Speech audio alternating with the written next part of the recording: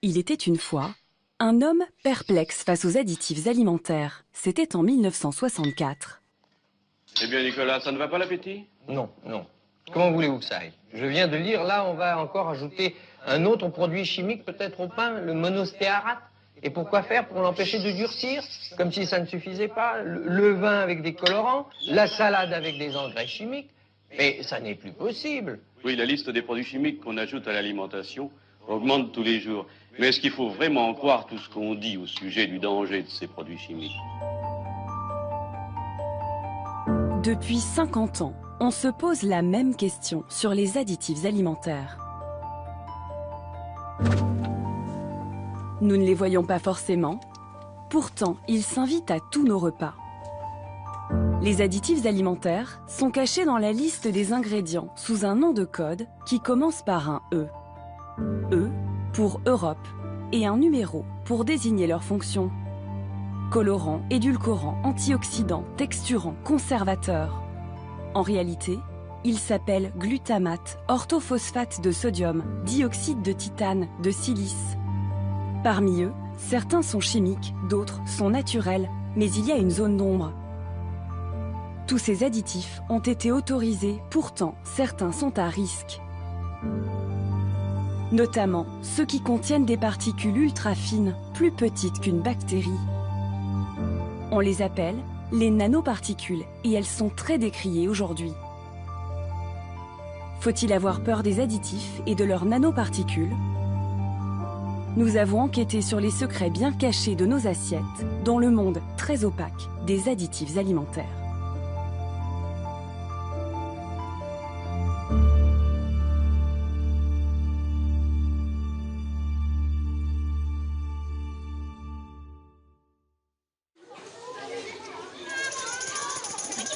Bonjour. Allez mes chefs de rang. Allez, c'est parti. Dans cette école primaire de Nancy, en Lorraine, la leçon du jour a l'air ludique. Alors, je vous ai dit qu'on allait faire 3 ateliers cuisine. Mais l'enseignante va s'attaquer à un problème très sérieux. Stéphanie Mansuy dénonce depuis plusieurs années les effets néfastes de certains additifs alimentaires, notamment sur les enfants. Aujourd'hui, elle apprend à ses élèves à concocter des flancs au chocolat, mais sans aucun produit chimique, contrairement à ceux qu'ils ont l'habitude de manger dans les gâteaux industriels et les bonbons. Alors, je vais quand même vous lire ce qu'il y a dedans vite fait, juste pour le fun. Des fois que ça vous donne plus envie d'en manger. Alors, dedans, en fait, il y a un truc qui s'appelle du dextrose. Vous savez ce que c'est dans la nature, le dextrose? Bah, moi non plus, parce que ça n'existe pas dans la nature. Après, il y a un truc qui s'appelle acide citrique. Alors, celui-là, c'est en fait du faux citron. Dans les recettes de Stéphanie, du vrai citron et surtout pas de colorant ni d'arôme. C'est bon? Ces saveurs nouvelles ne plaisent pas toujours. Ça ne fait pas du tout celui-là. Il y a de la poudre. Mais Stéphanie ne renonce pas. Car son combat contre les additifs, elle le mène avant tout pour son fils. Anakin était victime d'épisodes hyperactifs. Persuadée qu'ils étaient liés aux produits chimiques contenus dans les aliments, Stéphanie a tout supprimé et ça a marché. Dans votre cuisine, il n'y a pas un seul additif alimentaire? Ah non, Non. pas du tout. Vous pouvez regarder tout. Tout est, le chocolat, il est sans arôme. Les céréales, elles sont sans arôme. Les gâteaux sont Tous les gâteaux dedans sont sans additifs. Les pâtes de fruits aussi. Il y a 5 ans, Stéphanie a remarqué qu'à chaque fois que son fils mangeait des bonbons et des gâteaux industriels, il devenait incontrôlable. Et quand cela arrive encore par accident, la conséquence est toujours la même. En fait, je vois quand Anakin mange quelque chose qui réagit dans son corps. Alors, je ne sais pas toujours ce qu'il a mangé, mais je le sais. Et d'ailleurs, ce qui est drôle, c'est que sa maîtresse, il y a 2 jours, l'a eu en soutien. Et elle m'a dit, j'ai pas reconnu ton fils. Je lui dis, bah en fait, à midi, il a mangé un cookies industriel. Et je pense que dedans, il y avait des produits. Alors là, c'était pas énorme comme truc parce qu'il en a mangé un bout, donc ça va. Mais quand il en mange toute la journée, il sait plus contrôler, il sature. C'est quand même marqué sur les paquets de colorants qu'on achète dans le commerce, risque d'hyperactivité chez l'enfant. C'est marqué, hein. Il y a une astérix. Effectivement, pour ces colorants alimentaires que l'on trouve communément dans nos placards, voici ce que l'on peut lire. Peut avoir des effets indésirables sur l'activité et l'attention chez les enfants.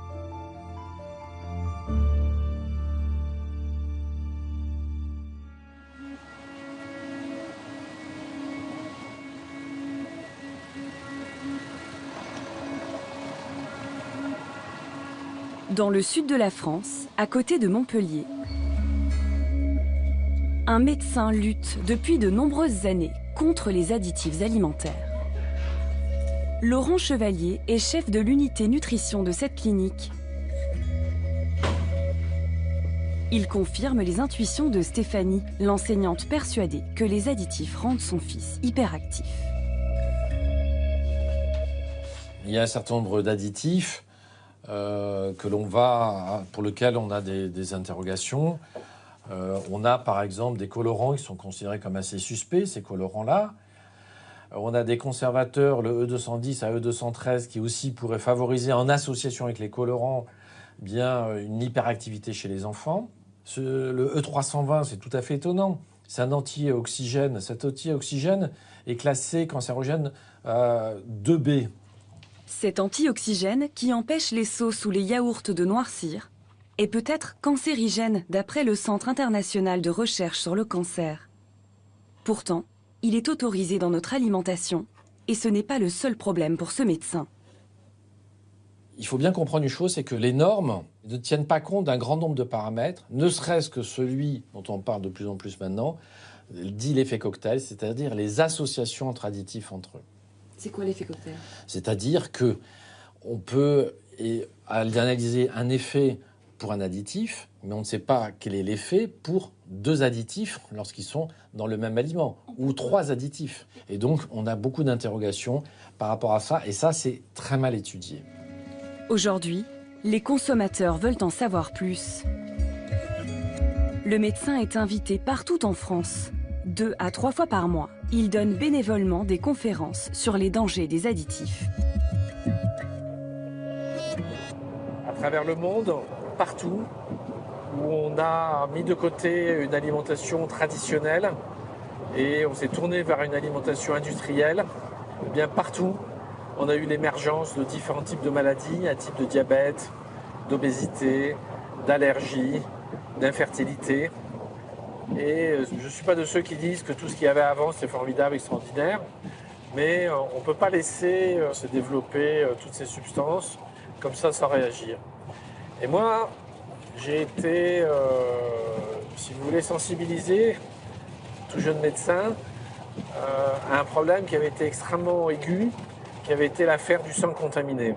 Et je me souviendrai toujours des magistrats qui expliquaient lors de les interventions, lors des procès, que quand on sait quelque chose, quand on a un doute sur quelque chose, c'est de notre devoir d'agir.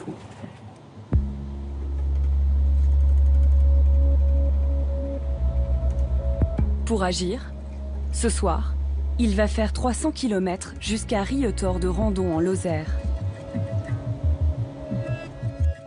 Il est invité par la municipalité. Et pour écouter les conseils du médecin, la salle est comble.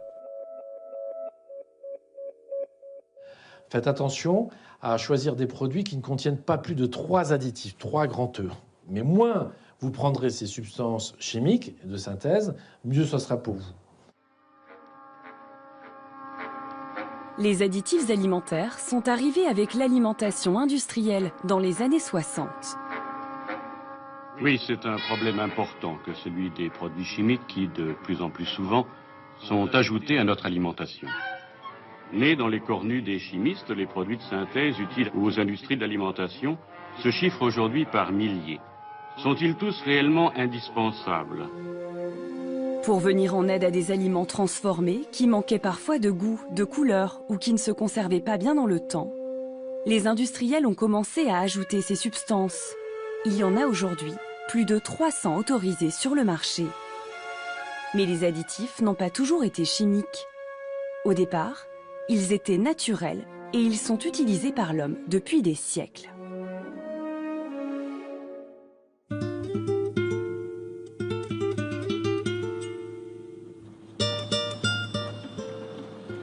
C'est au Pérou, dans les montagnes arides de Chilca, que l'on trouve l'un des colorants les plus anciens, d'origine 100% naturelle. Le carmin, connu pour sa couleur rouge, se trouve dans ces immenses champs de cactus. Il ne s'agit pas d'une plante, mais d'un insecte. Cette petite chenille, appelée cochenille, est récoltée sur ces cactus et elle se retrouvera bientôt dans nos assiettes. Ah, esta es la cochinilla madura. C'est la cochenille mature. Hay cochinilla madura que Il y a la cochenille adulte, celle qu'on récolte, la plus grande, y el resto son cochinillas bebés. et le reste, ce sont des larves qu'on laisse. Y los bebés se deja para cosechar en la próxima vez. Y esto, si tú lo Et ça, si tu l'écrases, ça va exploser et le carmin va sortir. color del carmín que La está- couleur rouge du carmin qui est dedans. ¿Ves? Tu vois? Ese es C'est el ça la color. couleur du carmin. Así es. La couleur rouge vient de la sève du cactus. La cochenille s'en nourrit, puis elle est récoltée. Solamente era para teñir telas hasta que Avant, se c'était seulement pour descubrieron que teindre se les podía tissus. comer. Y ya Jusqu'à ahora ce lo- qu'ils lo découvrent que ça utilizan, pouvait aussi lo se manger. industrializamos y lo están utilizando Maintenant, c'est industrialisé et on l'utilise dans différents types diferentes clases d'aliments. de alimentos. Pour donner de la Como couleur aux son boissons, bebidas, à la da color a viande, la carne, aux yaourts, los yogures, même dans les hasta boissons la gazeuses, ils gaseosa mettent du se echan carmin. carmín. Pour rendre nos tissus, mais aussi nos boissons, nos viandes ou nos yaourts plus rouges, jusqu'à 12 kilos de cochenilles sont récoltés ici chaque jour. Les insectes sèchent ensuite au soleil pendant 72 heures, avant de prendre la route pour Lima, la capitale. C'est ici que les insectes sont transformés en colorants. Le E120, le carmin de cochenille. Nous sommes dans l'usine de Carlos Sarmiento, le premier exportateur du pays. Chaque jour, 3 à 4 tonnes de cochenilles séchées arrivent ici. On ne reconnaît pas les cochenilles, là? Non, on ne reconnaît pas l'animal car c'est un insecte qui n'a quasiment pas de pattes. Comme vous voyez, on dirait presque une petite pierre quand il est sec.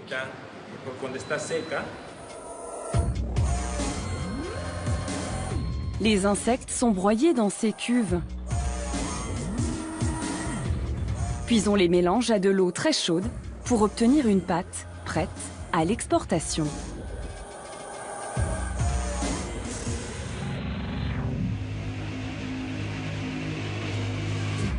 Aujourd'hui, ce colorant est toujours utilisé partout dans le monde, et en France notamment.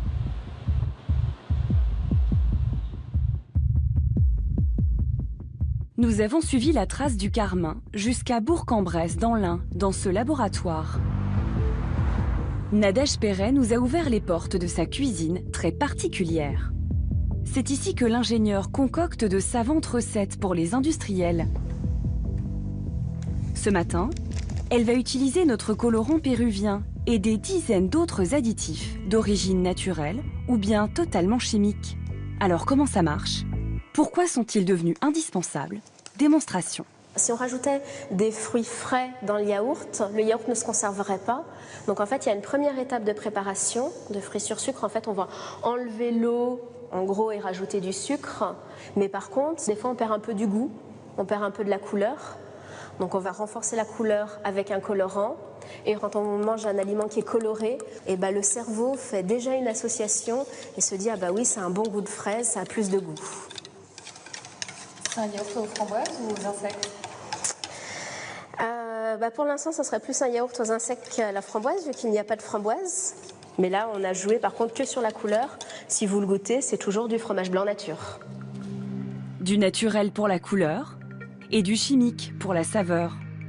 Pour jouer sur le goût, Nadège Perret n'a pas de fruits, mais toute une panoplie d'additifs chimiques dans son laboratoire. Des molécules indispensables à ses recettes. C'est ce qu'elle va nous montrer maintenant. Pour préparer une mayonnaise industrielle, elle va utiliser des œufs, un peu, mais aussi beaucoup de chimie. Donc dans cette recette, on va ajouter de l'eau pour diminuer les coûts. Comme ça nous permettrait de mettre un peu moins d'huile. Mais on va compenser avec des additifs pour obtenir une texture représentative de la mayonnaise. Pour que l'huile et l'eau restent liées, l'ingénieur saupoudre son mélange de E1403, de l'amidon modifié. Et pour améliorer la texture, elle va également ajouter du E415, de la gomme xanthane. Enfin, pour le goût, elle utilise le E27, l'arôme mayonnaise. On va rajouter un arôme mayonnaise parce que le fait d'avoir diminué au maximum l'huile et l'œuf donne un produit assez fade en goût. Donc on peut aussi remonter en mettant un peu plus de sel, un peu plus de poivre, mais on n'aura pas cette note caractéristique mayonnaise, donc on va rajouter un arôme mayonnaise, qui est un aromaticien, à essayer de faire une sélection de molécules qui donnent ce goût mayonnaise. Le composant principal de cet arôme mayonnaise, c'est le monooléate de sorbitane polyoxyéthylène, une molécule conçue en laboratoire dont voici la composition chimique.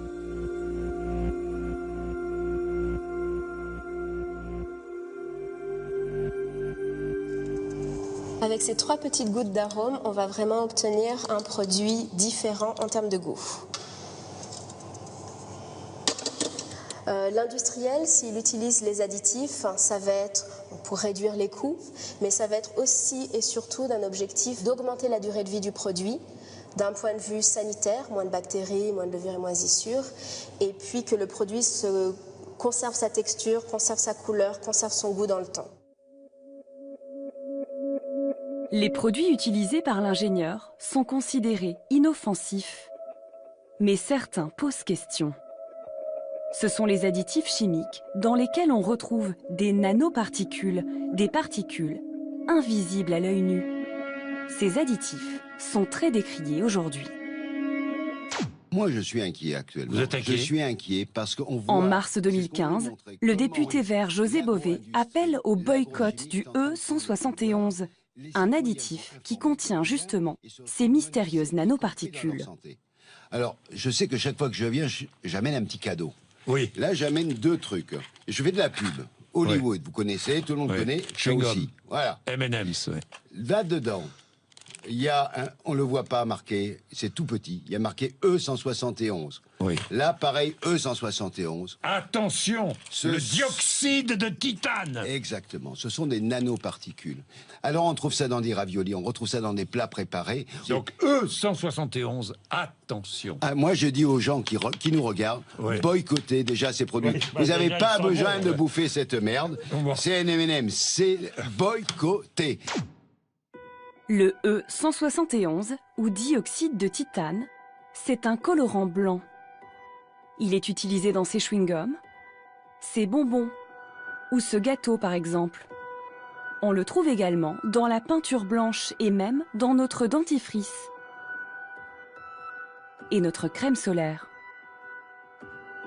À la base, il s'agit d'un minerai présent dans la nature sous cette forme.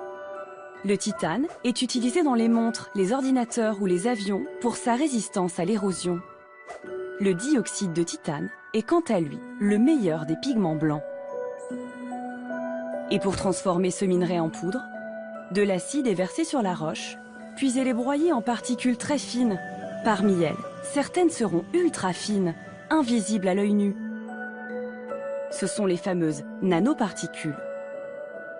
Et si elles sont tant décriées aujourd'hui, c'est parce que rien ne nous indique leur présence dans nos assiettes.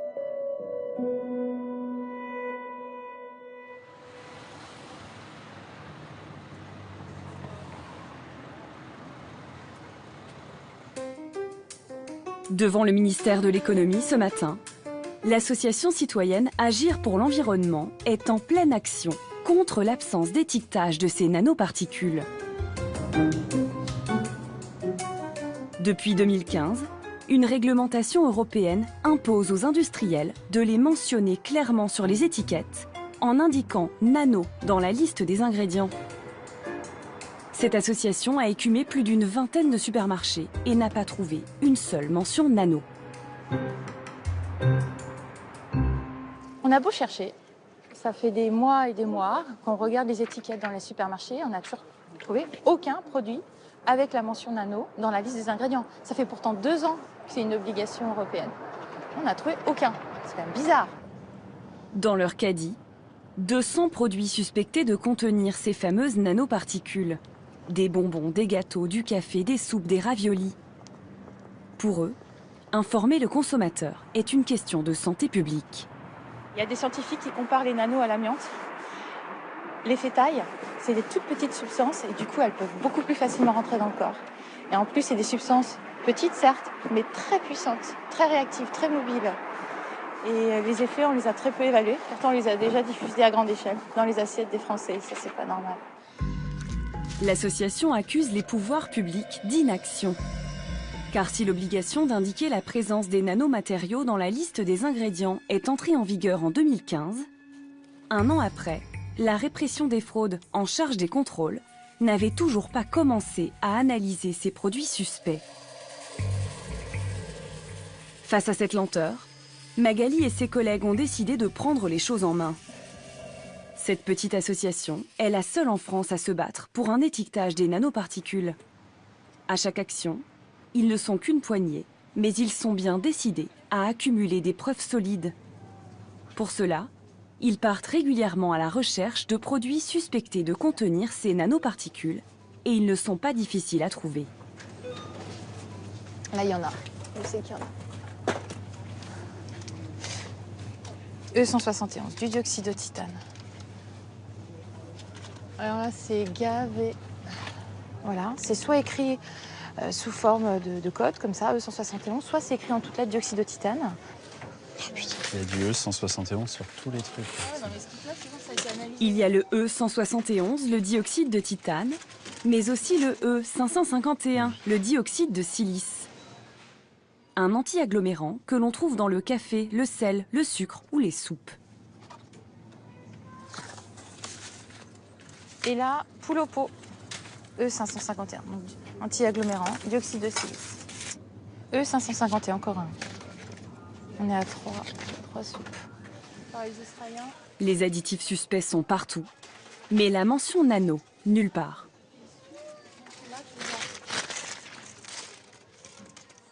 Ils ont tous du titane? Ah ouais, E171. Il y a de très fortes chances pour qu'ils contiennent aussi des nanoparticules, donc, et ça devrait être indiqué. Donc, juste avant le E171, on devrait avoir la mention nano entre crochets. Dans les 10 précédents supermarchés qu'ils ont contrôlés, le constat a été identique.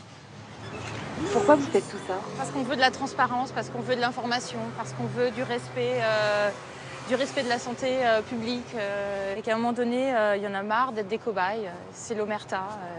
Et malheureusement, nous, petite association, on doit faire ce boulot-là. Et on a du mal à faire confiance à nos pouvoirs publics.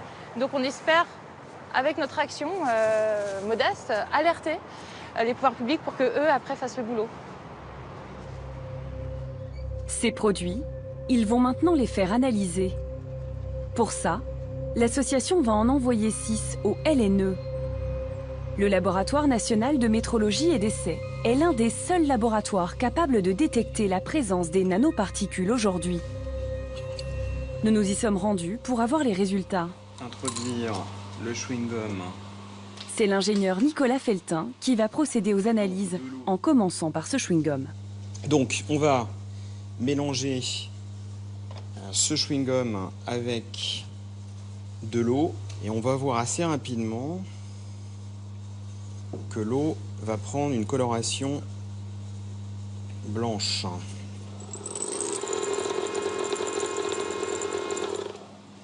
Il peut probablement y avoir des nanoparticules dans cette suspension, oui. Pour le vérifier, les chewing-gums passent par une dizaine d'étapes. L'ingénieur utilise un microscope à balayage électronique.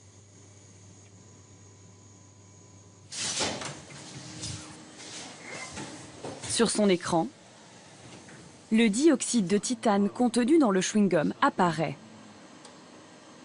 Et on aperçoit ces tout petits éléments, les fameuses nanoparticules. On les voit bien là, si vous voulez, là. Elles sont où? Déjà, on en a identifié une qui est ici. Il y en a probablement une qui est ici. On va la mesurer pour voir combien elle fait. L'ingénieur les mesure, car même si elles sont toutes très petites, seules celles comprises entre 0 et 100 nanomètres entrent dans la définition d'une nanoparticule. Celle-ci fait 55-57 nanomètres. Et donc là, je déplace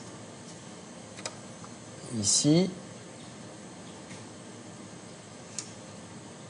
et je vois que celle-ci, elle fait tout juste 99 nanomètres. Et donc vous, votre travail, c'est de mesurer chaque nanoparticule une par une? Bien sûr. Il faut aller compter les grosses, compter les petites, et ça c'est très compliqué. Et aujourd'hui, il n'y a pas de logiciel assez performant pour aller correctement mesurer ces particules quand elles sont comme ici. Sur les 6 produits envoyés par l'association, tous contenaient bien des nanos. Ces particules minuscules, présentes dans certains additifs depuis la fin des années 60, n'ont été découvertes qu'il y a une dizaine d'années grâce au progrès technologique des outils d'analyse. Les études sont encore rares, mais suffisamment alarmantes pour inquiéter les scientifiques. Alors, concrètement, une nanoparticule, ça peut schématiquement se dessiner comme un bout de matière dont la dimension caractéristique est comprise entre 1 et 100 nanomètres. Et 1 nanomètre, c'est 1 milliard de fois plus petit qu'un mètre. Ici, on a une fourmi. Ici, on a le cheveu. Ici, on a l'atome. Ici, on a la molécule. Et typiquement, les nanos se situent dans ce domaine dimensionnel-là. C'est extrêmement petit. Et le problème, c'est que dans cette dimension-là, on a des grains de matière qui peuvent passer les barrières biologiques. C'est-à-dire ? L'idée, c'est que ces particules, une fois qu'elles sont dans le corps, elles peuvent traverser certaines barrières biologiques et peut-être certaines études ont montré que même la barrière hémato-encéphalique pouvait être traversée, donc on pouvait retrouver des nanoparticules dans le cerveau. Aujourd'hui, ce sont ces scientifiques les premiers concernés par les dangers des nanoparticules. Car les premières études sur la question montrent qu'elles sont toxiques quand on les respire.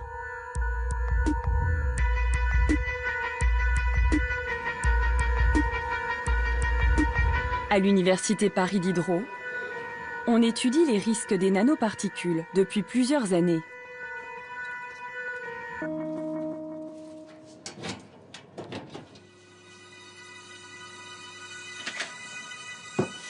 Pour manipuler les nanoparticules de dioxyde de titane, l'ingénieure Sonia Bolland utilise un équipement comparable à celui que l'on utilise quand on manipule des produits toxiques.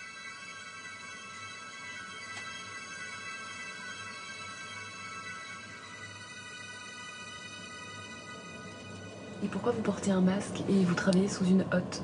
Donc ça c'est par mesure de précaution. Il faut en fait se protéger pour ne pas inhaler ces poudres. Car lorsqu'elles sont inhalées, les particules sont si petites qu'elles pénètrent très loin dans notre organisme. Ici en noir, on retrouve des nanoparticules de dioxyde de titane à l'intérieur des cellules. Après inhalation de nanoparticules, celles-ci peuvent traverser la barrière respiratoire pour se retrouver après dans d'autres organes secondaires. Et on voit après 24 heures que ces particules se trouvent à l'intérieur de la cellule. Dans les expériences conduites sur des animaux, des nanoparticules ont été retrouvées dans le cerveau, le foie et le cœur.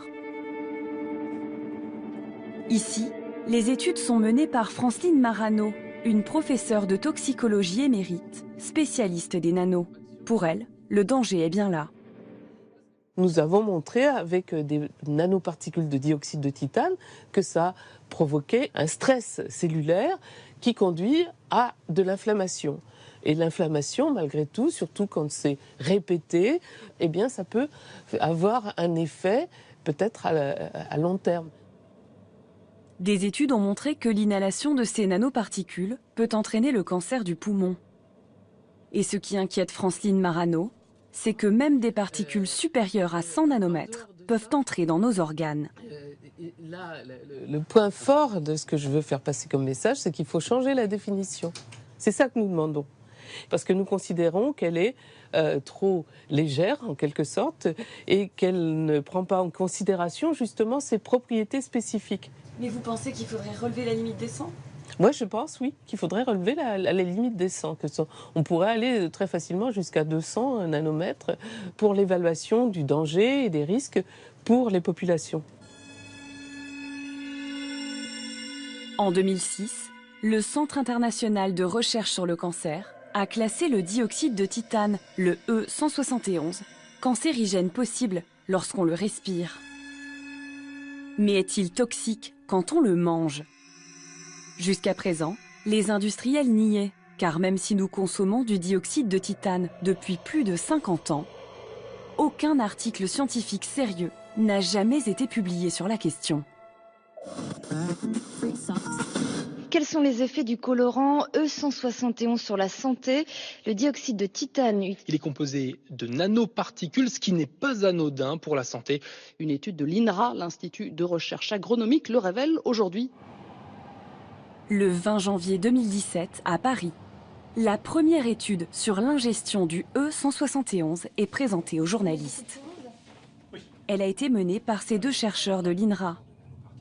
Ils ont fait manger à des rats le fameux dioxyde de titane dans des doses comparables à celles que nous ingérons quotidiennement. Ils ont découvert que les nanoparticules traversent la paroi de l'intestin et se retrouvent là encore dans les cellules des animaux. Surtout, ils viennent de démontrer que l'ingestion de cet additif affecte le système immunitaire. Le système immunitaire de l'intestin, eh bien, il est affaibli. L'absorption du dioxyde de titane n'est pas neutre et a déjà un impact dès une semaine sur le système immunitaire de l'intestin. Et ce n'est pas tout. Leur étude montre que manger du dioxyde de titane peut favoriser le développement du cancer colorectal. On s'est aperçu qu'après 100 jours de traitement, 40% des rats présentaient ces lésions précancéreuses. Alerté par ces résultats, le ministère de la Santé a demandé des études supplémentaires sur la toxicité du E171, chez l'homme cette fois-ci. On a identifié des dangers chez l'animal. Ces dangers sont de différents ordres. Ils se poursuivent dans le temps, donc ils s'installent. Il faut donc continuer d'apporter des informations très très précises pour préciser de ce danger et voir s'il est susceptible de se traduire par un effet santé. Pour protéger la santé de ses clients, le même jour, une marque de bonbons a décidé de retirer ces nanoparticules de l'ensemble de ses produits. Mais tous les industriels n'ont pas eu la même réaction. Cet après-midi, les membres de l'association Agir pour l'environnement ont rendez-vous avec Carrefour. Ils affirment que ce mélange d'épices pour guacamole contient du E551, l'anti-agglomérant présent dans de nombreuses poudres comme le sel et le sucre. Et les analyses du laboratoire confirment la présence des nanoparticules dans ce produit. Pourtant, toujours rien ne le signale sur l'étiquette. Les résultats sont sans appel. Ils sont clairement en infraction avec la loi, avec la réglementation européenne. Enfin, je ne sais pas ce qu'ils vont bien pouvoir se défendre. Ils espèrent que grâce à ces résultats, c'est parti! La marque va leur annoncer qu'elle va désormais étiqueter ce produit. Mais on a des informations irréfutables. Ils ont accepté de nous recevoir, donc on va faire état de nos informations et on va rester optimistes. Nous n'assisterons pas à cette réunion à huis clos. Face aux 3 membres de l'association, 4 responsables de Carrefour sur la défensive. Le rendez-vous va durer 1h30. Mais rien ne s'est passé comme prévu. La petite association n'a pas fait plier le géant de la grande distribution. Au contraire. Les cadres de Carrefour leur ont répondu qu'ils respectent la réglementation sur l'étiquetage. Pour eux, les analyses, pourtant réalisées dans l'un des 2 seuls laboratoires compétents en la matière, n'ont aucune valeur. Car le fournisseur de Carrefour garantit à son client que ce produit ne contient absolument aucune particule nano. Vous vous sentez comment là? J'ai besoin d'y voir un petit peu plus clair, j'ai besoin de prendre des avis, j'ai besoin de réfléchir un petit peu parce que finalement, ils nous ont répondu sur un angle que je n'avais pas envisagé comme prioritaire. Ils s'appuient sur le fournisseur qui aujourd'hui leur a produit une attestation indiquant qu'il n'y avait pas de nano dans leur produit. Ils vous l'ont montré? Oui, ils l'ont montré. Et vous l'avez là? Non. Vous l'avez vu? On l'a vu, oui.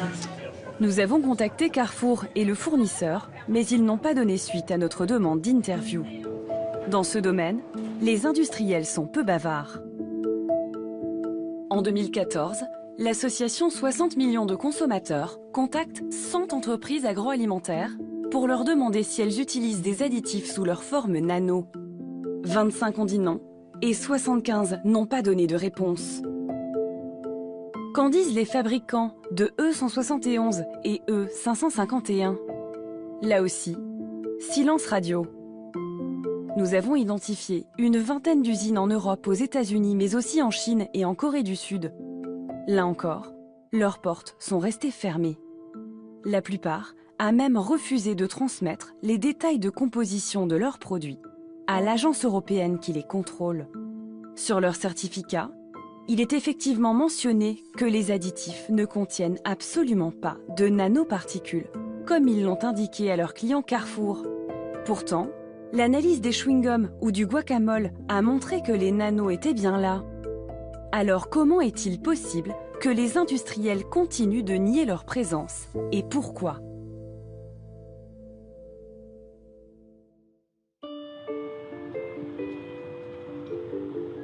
Dès le départ, les industriels ont tout fait pour que la loi sur l'étiquetage n'existe pas. La bataille s'est passée à Bruxelles. Elle a opposé le Parlement européen au lobby des industriels. C'est là que nous avons rencontré ce chercheur spécialiste en lobbying. Observateur critique du fonctionnement des institutions européennes, Martin Pigeon organise régulièrement des visites pour faire comprendre le rôle des groupes de pression, ces lobbies, dont le travail consiste à influencer ceux qui font les lois.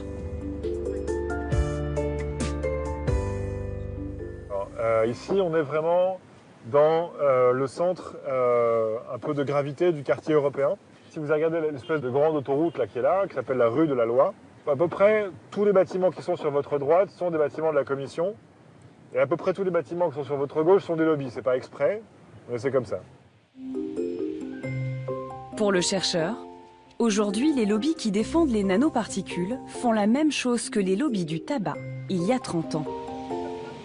Ce qu'ils avaient inventé à la base, c'était de semer le doute, c'est-à-dire de toutes les fois qu'une étude scientifique est utilisée par un régulateur pour justifier une décision politique, c'est de jeter le doute en fait sur les conclusions de cette étude. Et donc, ce qu'on peut se dire, c'est que l'industrie des additifs, elle va d'office dire que toute étude scientifique qui dit que, par exemple, le dioxyde de titane ou le nano-argent, c'est dangereux pour la santé, bah peut-être, mais peut-être pas. Il faut chercher plus loin. Et on perd une décennie. Pour gagner du temps, les lobbies ont proposé un projet de loi anti-étiquette. Auprès des autorités européennes, ils ont affirmé que le fait d'inscrire la mention nano ferait fuir le consommateur. En résumé, mieux vaut ne pas informer pour ne pas inquiéter. Et alors, évidemment, le souci du lobby, c'est de dire, oui, mais attendez, si on étiquette, il va y avoir une présomption de risque. Et donc, il ne faut pas inquiéter inutilement les consommateurs. C'est vraiment pas la peine de faire ça. Ça va être discriminatoire pour nos produits.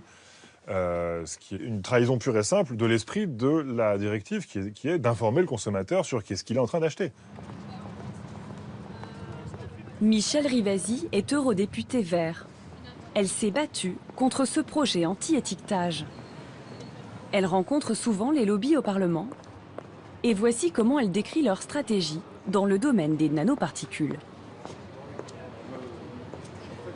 J'ai très peu vu les lobbies. Sur quoi? Sur les nanoparticules. En fait,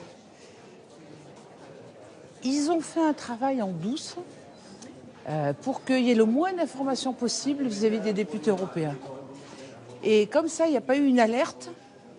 Et donc, ils ont pu faire passer leur amendement sans problème.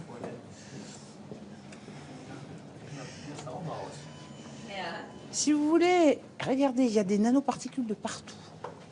Une législation très faible. Et ça permet justement d'avoir la liberté d'en mettre aussi bien dans les aliments que dans les médicaments, dans les vaccins. C'est incroyable.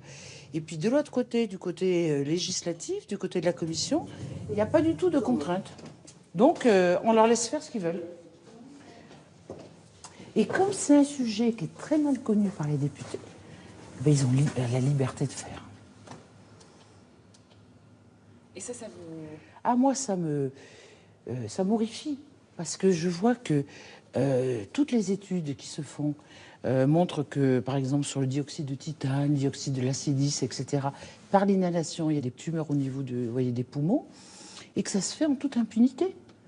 Parce que on joue sur l'ignorance, on joue sur le fait que c'est très caché, on joue sur le fait que même les entreprises qui en manipulent n'en parlent pratiquement pas. Et puis, sous couvert de high technology, vous voyez, nanoparticules, ils sont très très malins dans leur façon de communiquer. Bonjour tout le monde. Le Parlement a finalement rejeté le projet de loi anti-étiquetage nano.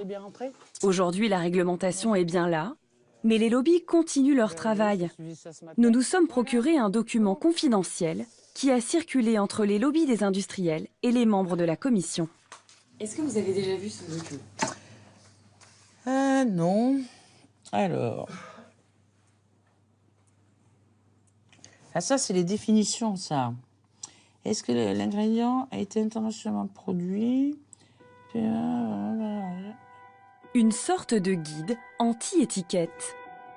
À chaque fois qu'un produit devrait mentionner la présence de nano, le lobby livre aux industriels un contre-argument. Pour qu'il y ait étiquetage, pas moins de 7 conditions doivent être remplies. En revanche, il suffit d'un nom pour ne pas étiqueter. Si l'on reprend nos deux additifs, le dioxyde de titane et le dioxyde de silice, le contre-argument repose sur une petite nuance dans la définition.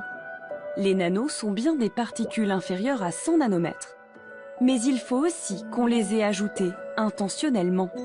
Donc il suffit de dire que ces particules sont là, par accident, pour éviter la mention nano. Ils omettent de dire qu'une particule qui peut être supérieure à 100 nanomètres, elle peut très bien se dégrader en particules plus fines. Comment on peut contrôler ça? Ça, c'est le discours de l'industriel qui ne veut pas d'étiquetage. Grâce à ces contre-arguments, début 2017, il n'y avait toujours pas d'étiquette nano sur nos produits alimentaires. Mais plus grave encore, les industriels semblent avoir infiltré les agences européennes qui pourtant sont censées nous protéger. Celles-là même qui autorisent ou non la présence de ces nanoparticules dans nos assiettes. C'est la Commission européenne qui donne les autorisations de mise sur le marché de chaque additif, en suivant l'avis d'une institution censée être neutre et impartiale, l'EFSA, l'Autorité européenne de sécurité des aliments. Nous avons trouvé cette vidéo sur Internet.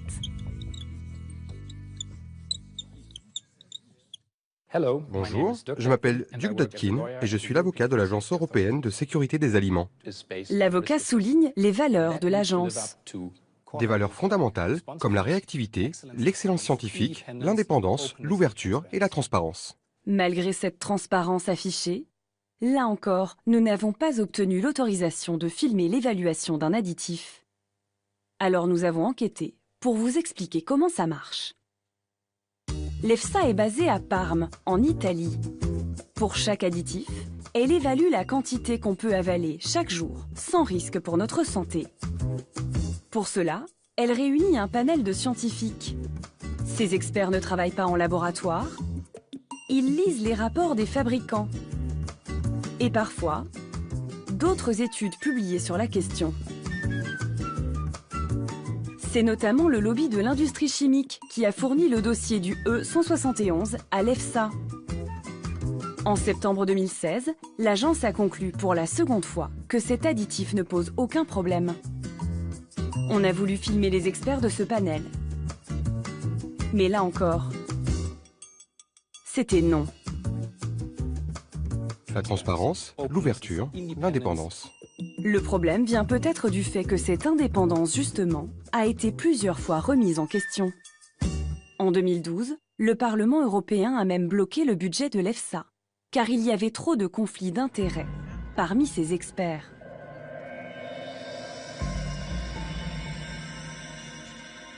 Un an après ce blocage, les conflits d'intérêts étaient toujours importants. Cette spécialiste des institutions européennes a publié en 2013 une enquête fouillée et édifiante sur les rapports de force au sein de l'EFSA. Stéphane Aurel a passé à la loupe les CV de ces experts recrutés par l'Agence européenne de sécurité des aliments.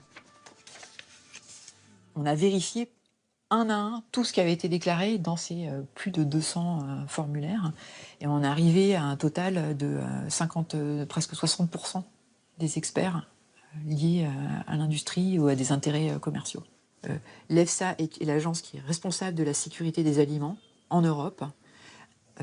Elle ne devrait pas accepter dans ses panels des experts qui ont des liens, quels qu'ils soient, avec le secteur agroalimentaire.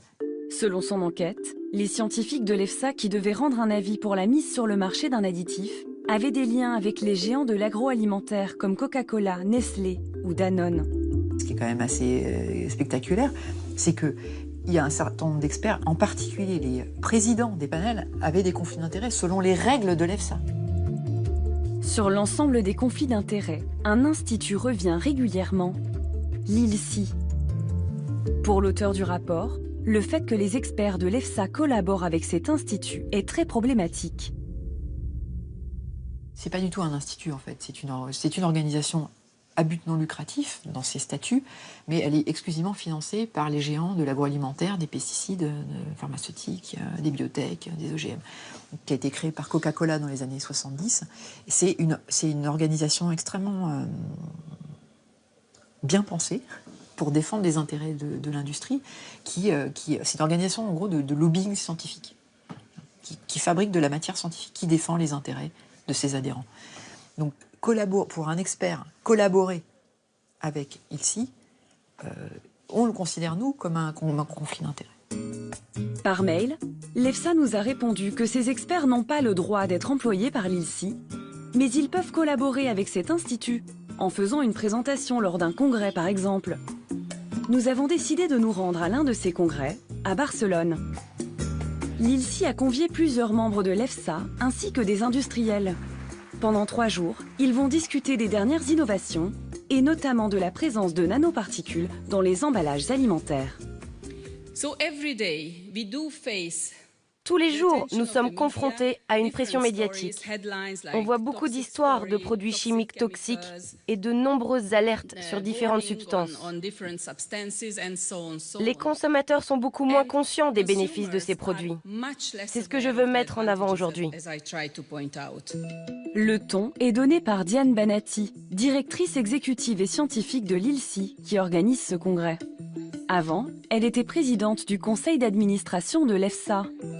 En 2010, elle aurait été contrainte de démissionner de l'Agence européenne de sécurité des aliments en raison de plusieurs collaborations avec l'ILSI qu'elle n'aurait pas rendues publiques. Le forum est financé par une douzaine de géants de l'alimentation industrielle, dont Danone, Nestlé, Coca-Cola, Mars ou Tetra Pak.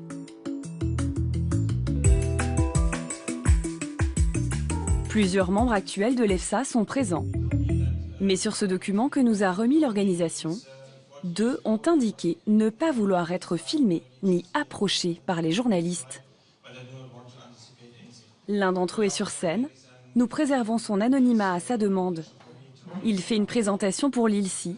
Il travaille également pour un centre de recherche financé en partie par des industriels. Il va accepter de nous parler, anonymement toujours. Nous lui demandons s'il voit là un conflit d'intérêts. Vous comprenez que vous pourriez être influencé par des industriels qui, eux, n'ont pas les mêmes intérêts que le consommateur? Non, je ne vois pas ce que vous voulez dire. Je pense que nous allons arrêter maintenant. On avait dit une question ou 2. C'est finalement un autre collaborateur de l'EFSA qui acceptera, sous couvert d'anonymat là encore, de nous en dire plus. Dès qu'il y a des experts qui sont issus d'autres organismes que les centres de recherche, par exemple ceux qui viennent des centres techniques, etc., là c'est vrai qu'il y a des gros problèmes de conflit d'intérêts, parce que eux, le budget de leur organisme dépend des interactions qu'ils ont avec les industries, et c'est là que le problème arrive. Bien sûr qu'ils sont plus influencés par l'industrie. Vous le sentez, vous? Mais bien sûr que je le sens. Et d'ailleurs, ça a été source de certains conflits, c'est clair, quoi. Ils sont aussi beaucoup plus, compréhensif, conciliant entre guillemets ce que l'industriel, là où l'industriel veut arriver. Malgré les rapports et les enquêtes qui s'accumulent, les liaisons dangereuses entre industriels et agences européennes n'ont pas cessé. Voici sans doute pourquoi les additifs contenant des nanoparticules sont jusque-là passés à travers les mailles du filet. Pour certains, notre nourriture quotidienne est à ce point trafiquée que nous nous empoisonnons lentement tous les jours. Les industriels de l'alimentation protestent et affirment qu'il n'en est rien et que leurs produits sont sans danger. Qui faut-il croire? Qui croire? Les lobbies, les industriels, les agences européennes qui décident sur des rapports aux origines douteuses, ou de petites associations qui se battent avec leurs faibles moyens? Les scientifiques se sont saisis du dossier et ont fait un peu plus de lumière dans toute cette opacité savamment entretenue. Les révélations ne font que commencer. Le consommateur, mieux informé, est devenu suspicieux. Alors certains ont compris qu'il fallait parier sur le coup d'après.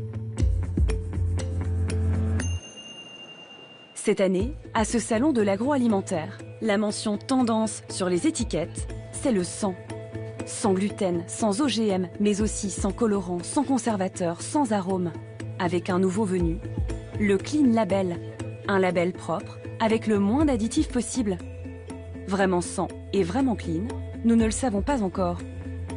Mais que ce soit pour surfer sur la tendance ou se prémunir d'un futur scandale sanitaire, plusieurs grandes enseignes françaises et américaines ont annoncé elles aussi le retrait du E171, le dioxyde de titane, de tous leurs produits. En attendant, quand on essaie de supprimer les additifs chimiques et les nanos de son alimentation, il ne reste pas grand-chose au fond du frigo.